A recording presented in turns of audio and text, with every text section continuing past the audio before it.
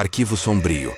Os ecos que você ouve talvez não sejam apenas da sua imaginação.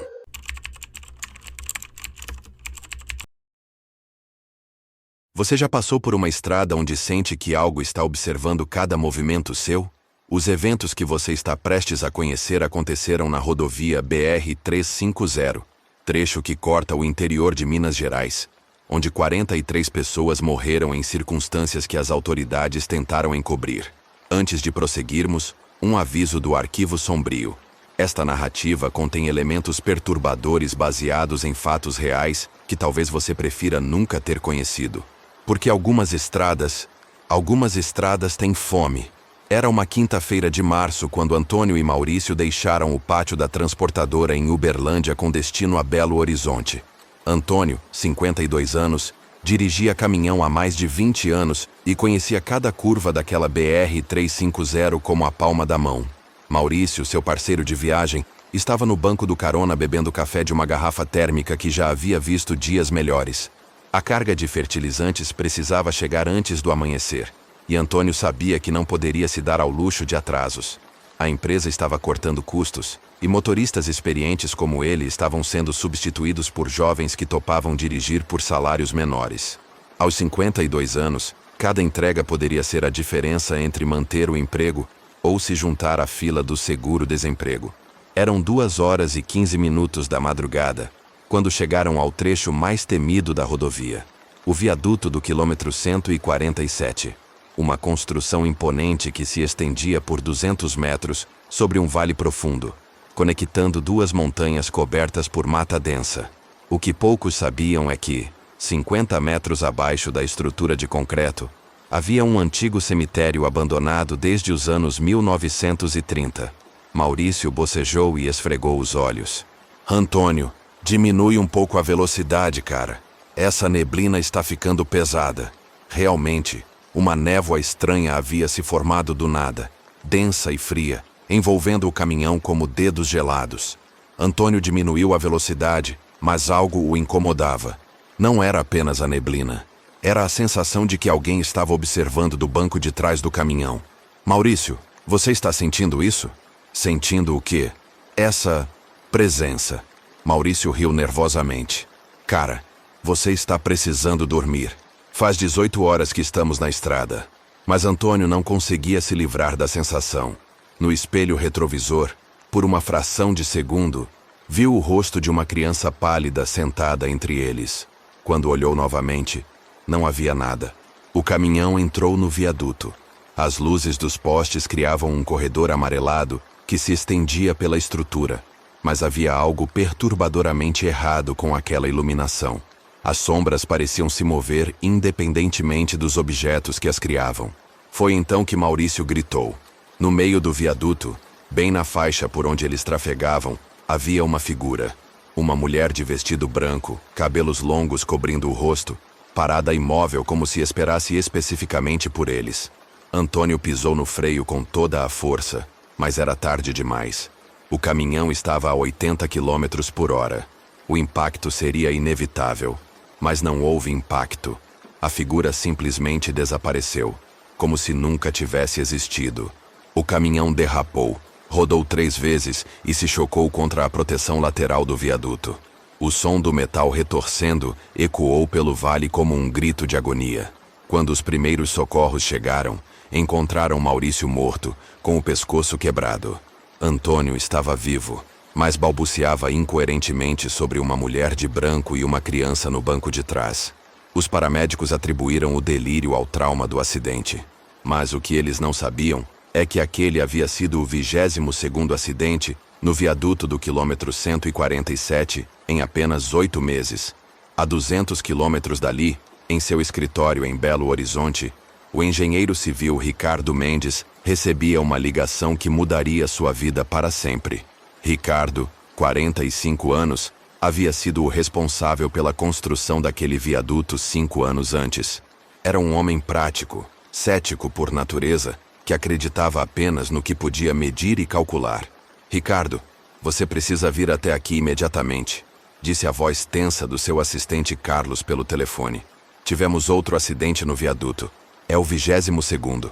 Ricardo sentiu um frio na espinha. 22º. Isso era estatisticamente impossível. Suas construções seguiam todos os padrões de segurança. Havia algo muito errado acontecendo. Carlos, você tem certeza desse número? Absoluta. E Ricardo? As famílias estão começando a falar em processar a construtora. Dizem que o viaduto é amaldiçoado. Ricardo desligou o telefone e ficou olhando pela janela de seu escritório. Amaldiçoado. Que absurdo. Ele era um homem da ciência, da razão. Não acreditava em superstições. Mas mesmo assim, uma pergunta o atormentava. Como um viaduto construído com a mais moderna tecnologia poderia se tornar um cemitério de asfalto? No dia seguinte, Ricardo decidiu ir pessoalmente até o local. Precisava entender o que estava acontecendo. Pegou sua caminhonete e dirigiu pelas 3 horas de viagem até o quilômetro 147 da BR-350. Quando chegou ao viaduto, foi recebido por Carlos, que já estava no local com uma equipe de inspeção. O que Ricardo viu o deixou perplexo. A estrutura estava perfeita. Não havia rachadura, desgaste ou qualquer sinal de deterioração. O asfalto estava liso, a sinalização era adequada. Os guardrails estavam intactos. Carlos, você verificou a inclinação? A drenagem? Tudo perfeito, Ricardo. Não encontramos nenhum problema técnico. E as condições climáticas dos acidentes? Variadas. Alguns aconteceram com tempo seco, outros com chuva. Não há padrão meteorológico. Ricardo caminhou pelo viaduto, analisando cada detalhe. Era impossível. Não fazia sentido. Como uma estrutura tecnicamente perfeita poderia causar tantos acidentes? Foi quando ele notou algo estranho. No meio do viaduto, exatamente no ponto onde a maioria dos acidentes acontecia, havia marcas no asfalto. Não eram marcas de frenagem comuns. Eram símbolos. Pareciam ter sido queimados no concreto, como se algo muito quente tivesse deixado uma impressão permanente. Carlos, você está vendo isso? Carlos se aproximou e ficou pálido. Ricardo, essas marcas, elas não estavam aqui ontem. Os símbolos formavam um padrão circular, com linhas que se irradiavam do centro como os raios de uma roda. No meio do círculo, havia algo que parecia uma cruz invertida cercada por caracteres que nenhum dos dois conseguia identificar. Ricardo tirou fotos com o celular e decidiu pesquisar o significado daqueles símbolos mais tarde. Mas quando olhou novamente para o chão, as marcas haviam desaparecido. Carlos, você viu? Vi, Ricardo. Mas agora não há nada ali. Naquele momento, Ricardo sentiu pela primeira vez que talvez houvesse algo além da engenharia envolvido naqueles acidentes. Algo que seus cálculos e medições não conseguiam explicar. Naquela noite, sozinho em seu hotel, Ricardo pesquisou na internet sobre a história daquela região. O que descobriu o fez questionar tudo em que acreditava. 50 metros abaixo do viaduto, havia realmente um cemitério abandonado. Mas não era um cemitério comum. Segundo registros históricos locais, aquela área havia sido um antigo cemitério de escravos no século XIX. Quando a abolição foi declarada, o local foi abandonado e a mata cresceu sobre as sepulturas. Dezenas de corpos foram enterrados ali sem lápides, sem nomes, sem dignidade. E Ricardo havia construído seu viaduto exatamente sobre aquelas almas esquecidas. Você construiria uma estrada sobre um cemitério sem saber das consequências? Ricardo não conseguiu dormir naquela noite. Ficou na cama do hotel revirando na mente tudo o que havia descoberto. Cemitério de escravos. Almas sem descanso. Parecia absurdo para um homem que havia passado a vida inteira trabalhando com concreto e aço, mas os fatos estavam ali. 22 acidentes em 8 meses, todos no mesmo ponto do viaduto. Às 5 horas da manhã, recebeu uma ligação de Carlos. Ricardo, aconteceu de novo. Um carro com uma família. 3 mortos. O coração de Ricardo disparou. Quando? Há 2 horas. A perícia ainda está no local. Estou indo. Quando Ricardo chegou ao viaduto, a cena era de pesadelo. Um Corolla prata estava completamente destruído contra a proteção lateral. O carro havia capotado várias vezes antes de se chocar. Dentro, os corpos de um casal e sua filha adolescente. O que mais perturbava Ricardo era a expressão de terror absoluto nos rostos das vítimas. Não era apenas o medo do acidente. Era algo mais profundo, mais primitivo. Era o medo de quem viu algo que não deveria existir. Um dos policiais se aproximou. Você é o engenheiro responsável pela obra? Sim, sou Ricardo Mendes. Preciso falar com você. Há algo muito estranho neste acidente. O policial, um homem de 50 anos chamado Sargento Lima, levou Ricardo para longe da multidão de curiosos que havia se formado. Doutor Ricardo, trabalho há 25 anos investigando acidentes de trânsito. Já vi de tudo. Mas isso aqui é diferente. Diferente como? A família estava voltando de uma festa de aniversário em Uberlândia. Segundo as testemunhas, eles estavam sóbrios, o carro em perfeitas condições. Mas olhe isso. O sargento mostrou o interior do carro. No banco de trás, ao lado do corpo da adolescente, havia marcas de garras no estofado. Não eram arranhões de metal retorcido. Eram marcas orgânicas, como se algo com unhas muito afiadas tivesse atacado o interior do veículo. E tem mais, continuou o sargento. O velocímetro estava marcando 120 km por hora no momento do impacto. Mas a família estava vindo de uma festa a apenas 15 km daqui. Não faz sentido estarem em alta velocidade. Ricardo analisou os destroços. Era como se o carro tivesse sido jogado contra a proteção lateral por uma força externa. A física do acidente não correspondia aos danos visíveis. Sargento, posso fazer uma pergunta? Você acredita em coisas sobrenaturais? O policial olhou ao redor para ter certeza de que ninguém estava ouvindo. Olha, doutor, eu sou católico praticante. Acredito que existem forças neste mundo que não conseguimos explicar. E este viaduto tem algo muito errado. Naquela tarde, Ricardo decidiu fazer algo que jamais imaginou que faria: consultar um especialista em fenômenos paranormais. Através de uma busca na internet, encontrou o contato de Maria Aparecida, uma mulher de 60 anos que se dedicava a estudar atividades sobrenaturais em Minas Gerais. Eles se encontraram em uma lanchonete na cidade mais próxima. Maria era uma mulher simples, mas seus olhos demonstravam uma sabedoria que ia muito além da aparência humilde. Doutor Ricardo, você construiu seu viaduto sobre um dos locais mais carregados de energia negativa de toda a região. Ela disse, sem rodeios. A senhora conhece a história do cemitério? Conheço, mas é pior do que os registros oficiais contam. Aquele não era apenas um cemitério de escravos. Era um local onde aconteciam coisas terríveis. Torturas, execuções, rituais de magia negra praticados pelos feitores mais cruéis. Ricardo sentiu um calafrio. Rituais? Sim. Alguns feitores acreditavam que podiam aumentar seu poder através do sofrimento alheio. Faziam cerimônias macabras sobre os túmulos dos escravos mortos. Invocavam entidades das trevas. Mas isso são apenas histórias, certo? Maria o olhou com uma expressão sombria. Doutor, quantos acidentes já aconteceram no seu viaduto? 23, contando o de hoje. E todos no mesmo ponto? Sim. Então não são apenas histórias. Naquele momento, o celular de Ricardo tocou. Era Carlos, e sua voz estava trêmula. Ricardo, você precisa ver isso. Voltei ao viaduto agora há pouco e as marcas estão lá de novo. Mas desta vez são diferentes. São maiores. Ricardo desculpou-se com Maria e dirigiu rapidamente até o viaduto. Quando chegou lá, ficou sem palavras. No exato centro da ponte, havia um círculo de símbolos queimados no asfalto. Mas agora o círculo tinha quase 3 metros de diâmetro. As marcas estavam fumegando, como se tivessem acabado de ser feitas. E no centro do círculo, havia pegadas. Pegadas humanas, mas com uma característica perturbadora.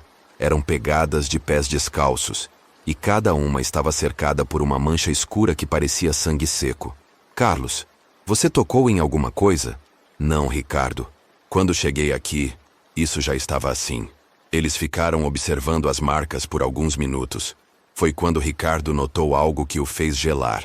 As pegadas não se dirigiam para fora do círculo.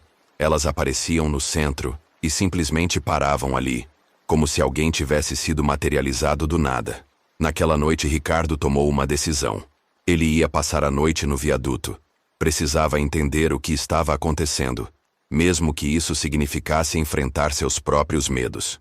Às 11 horas da noite, estacionou sua caminhonete no acostamento próximo ao viaduto e caminhou até o centro da estrutura. Levou uma lanterna potente, uma câmera e um gravador de voz. Se havia algo sobrenatural acontecendo ali, ele ia documentar. Meia-noite se aproximava quando Ricardo começou a sentir uma mudança no ambiente. A temperatura caiu drasticamente. Sua respiração se tornou visível no ar frio. E então, ele ouviu sussurros. No início pensou que fosse o vento passando pela estrutura do viaduto, mas gradualmente percebeu que eram vozes humanas. Dezenas de vozes sussurrando em uma língua que não conseguia identificar. Ricardo ligou o gravador. 00:15. Estou ouvindo vozes, sussurros vindos de baixo do viaduto. Foi quando viu a primeira figura. Uma sombra se materializou lentamente na borda do viaduto. Era a silhueta de um homem, mas estava pendurado de cabeça para baixo, como se estivesse suspenso por cordas invisíveis. A figura começou a se balançar suavemente, e Ricardo percebeu que havia algo terrivelmente errado com aquela imagem.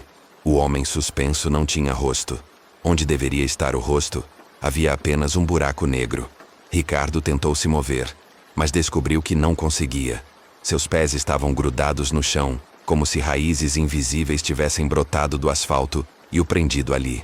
Mais figuras começaram a aparecer. Primeiro uma, depois 3, depois dezenas. Todas suspensas de cabeça para baixo ao redor do viaduto, balançando-se lentamente. E todas sem rosto. Os sussurros ficaram mais altos. Agora Ricardo conseguia entender algumas palavras. Vingança, sangue, sofrimento, eternidade. Foi quando ele percebeu que as figuras não estavam apenas penduradas aleatoriamente. Elas formavam um círculo perfeito ao redor do ponto exato onde todos os acidentes aconteciam. E no centro daquele círculo, Ricardo viu algo que o fez perder completamente o controle. Sua própria sombra, projetada no asfalto, não era sua. Era a sombra de alguém enforcado. Como você reagiria se descobrisse que sua própria obra se tornou um portal para o mundo dos mortos? Ricardo tentou gritar, mas nenhum som saiu de sua garganta.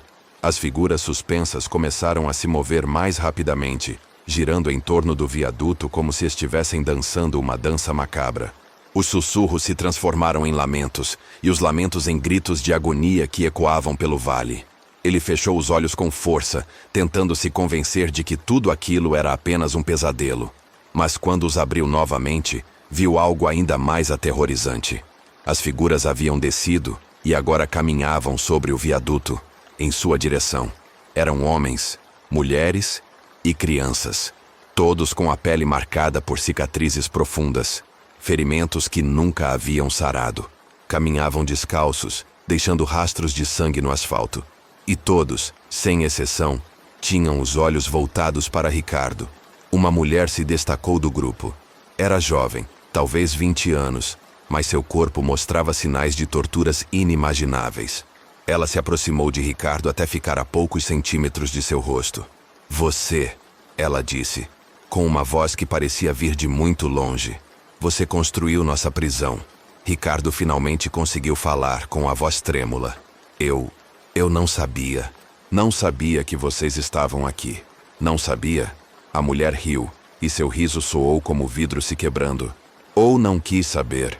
Quantas vezes encontraram ossos durante a construção? Quantas vezes seus operários reclamaram de pesadelos? Quantas vezes foram alertados sobre este lugar? Ricardo se lembrou. Durante a construção, realmente haviam encontrado ossos humanos. Ele havia ordenado que fossem removidos discretamente, sem comunicar às autoridades. Havia pressa para terminar a obra, e investigações arqueológicas poderiam atrasar o projeto por meses. Vocês nos perturbaram, continuou a mulher. Nós que já havíamos sido perturbados em vida, escravizados, torturados, mortos sem dignidade. E quando finalmente havíamos encontrado paz na terra, vocês construíram essa maldita ponte sobre nossos corpos. O que vocês querem? Ricardo perguntou, embora temesse a resposta. Queremos que sintam nossa dor. Cada pessoa que morre neste viaduto se junta a nós. Cada acidente alimenta nossa fúria. E não vamos parar até que toda a estrutura seja destruída. Eu posso demolir o viaduto. A mulher sorriu. Mas seu sorriso era mais assustador que qualquer expressão de raiva. Tarde demais. Agora este lugar nos pertence. E você será o primeiro a pagar pelo que fez. Ricardo sentiu algo gelado tocando sua perna. Olhou para baixo e viu que suas próprias pernas estavam se tornando translúcidas. Ele estava se transformando em uma das figuras espectrais. Não! Ele gritou, e dessa vez sua voz ecoou pelo vale. O grito foi tão intenso que quebrou o encantamento que o prendia ao chão. Ricardo correu em direção à sua caminhonete, tropeçando e caindo várias vezes. Atrás dele, ouvia o som de dezenas de pés descalços correndo no asfalto. Os mortos o perseguiam. Ricardo chegou à caminhonete e ligou o motor com as mãos tremendo. Pisou no acelerador e saiu derrapando. Pelo espelho retrovisor, viu que o viaduto estava coberto de figuras espectrais que gesticulavam furiosamente em sua direção. Ele dirigiu sem parar até Belo Horizonte, chegando em casa às 5 da manhã. Imediatamente ligou para Carlos. Carlos, preciso que você feche o viaduto. Agora. Ricardo, você está bem? Sua voz está estranha. Feche o viaduto, Carlos. Coloque barreiras, sinalizações, qualquer coisa. Ninguém mais pode passar por lá. Mas, Ricardo, você sabe que não tenho autoridade para isso. Precisamos de uma ordem judicial, um laudo técnico. Então providencie. Invente um problema estrutural, qualquer coisa. Nos dias seguintes, Ricardo trabalhou incansavelmente para conseguir o fechamento temporário do viaduto. Falsificou laudos técnicos, inventou problemas de segurança, usou todos os contatos que tinha no governo. Por 2 semanas o viaduto ficou fechado. Não houve acidentes. Ricardo começou a acreditar que havia resolvido o problema. Talvez impedindo o tráfego, os espíritos se acalmassem. Talvez encontrassem paz novamente. Ele estava errado. Na 3ª semana, as autoridades rodoviárias forçaram a reabertura do viaduto. Disseram que não havia justificativa técnica para o fechamento e que Ricardo poderia enfrentar processo por abuso de autoridade. No primeiro dia de reabertura, 3 acidentes aconteceram em sequência. 7 mortos. Ricardo percebeu que não havia mais nada que pudesse fazer através de meios convencionais. Foi quando se lembrou de Maria Aparecida, a especialista em fenômenos paranormais. Eles se encontraram novamente, e Ricardo contou tudo o que havia vivenciado no viaduto. Maria o ouviu em silêncio, balançando a cabeça lentamente. Doutor Ricardo, o que você viu não foi apenas os espíritos dos escravos enterrados ali. Durante todos esses meses de acidentes, outras almas se juntaram a eles. Cada pessoa que morreu no viaduto se tornou parte da legião de mortos inquietos. Então não há solução? Há uma solução, mas você não vai gostar. Diga, alguém precisa se sacrificar. Alguém precisa se juntar voluntariamente aos mortos para apaziguar sua fúria. E essa pessoa tem que ser quem causou a perturbação inicial. Ricardo sentiu o sangue gelar em suas veias. Você está dizendo que eu preciso morrer no viaduto. É a única forma de encerrar o ciclo. Naquela noite, Ricardo passou horas olhando para uma foto de sua esposa e filhos. Eles estavam viajando pelo exterior e não sabiam de nada que estava acontecendo. Se ele morresse, pelo menos estariam seguros financeiramente. O seguro de vida cobriria todas as despesas. Às 2 horas da manhã, Ricardo tomou sua decisão. Escreveu uma carta explicando tudo. Deixou-a sobre a mesa da cozinha e dirigiu até o viaduto. Quando chegou lá, os mortos já o esperavam. Desta vez, não correram atrás dele. Apenas observaram enquanto ele caminhava lentamente até o centro do viaduto. A mulher que havia falado com ele na noite anterior se aproximou. Você voltou. Vim cumprir minha parte do acordo. Minha morte em troca da paz de vocês. E você acha que será tão simples assim? Ricardo hesitou. Não será. Sua morte não trará paz, Ricardo. Apenas fará você se juntar a nós. E juntos, continuaremos cobrando o preço de cada perturbação, de cada desrespeito, de cada injustiça cometida contra os que já partiram. Mas os acidentes vão parar? Os acidentes nunca vão parar.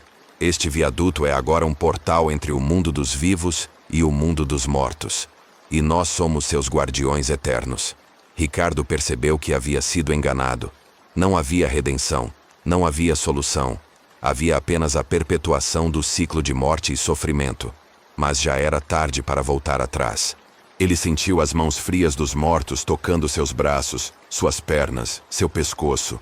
Sentiu sua alma sendo arrancada de seu corpo, sendo puxada para o mundo sombrio que existia entre a vida e a morte. Ricardo Mendes foi encontrado morto no viaduto na manhã seguinte. Aparentemente havia sofrido um ataque cardíaco. Seu corpo estava no centro exato do viaduto, no ponto onde todos os acidentes aconteciam. Mas sua morte não trouxe paz. Trouxe apenas mais um guardião para o portal dos mortos. Hoje, quase 10 anos depois, o viaduto do quilômetro 147 da BR-350 continua sendo palco de acidentes inexplicáveis. As autoridades já tentaram fechá-lo várias vezes, mas sempre são forçadas a reabri-lo por pressão política e econômica. Os moradores da região evitam passar por lá, especialmente à noite. Os caminhoneiros fazem longas rotas alternativas. Mas sempre há alguém que não sabe da história. Alguém que está apenas de passagem. Alguém que não acredita em histórias de fantasmas. E o viaduto continua esperando. Esperando por mais almas para se juntarem à legião dos mortos inquietos. Esperando por mais sangue para alimentar sua sede de vingança. Esperando por mais pessoas que ousem perturbar o descanso daqueles que já sofreram demais em vida. Se esta história desperta seus próprios medos sobre os lugares que construímos sobre os ossos dos esquecidos, deixe sua marca nos comentários. Compartilhe com aqueles que, assim como você, precisam saber que algumas construções carregam muito mais do que concreto e aço. Elas carregam as almas dos que nunca encontraram paz. Nos vemos no próximo relato do Arquivo Sombrio. Se você tiver coragem de ouvir sobre os outros lugares onde os mortos ainda caminham entre nós. Mas talvez esse viaduto ainda esteja esperando por mais alguém.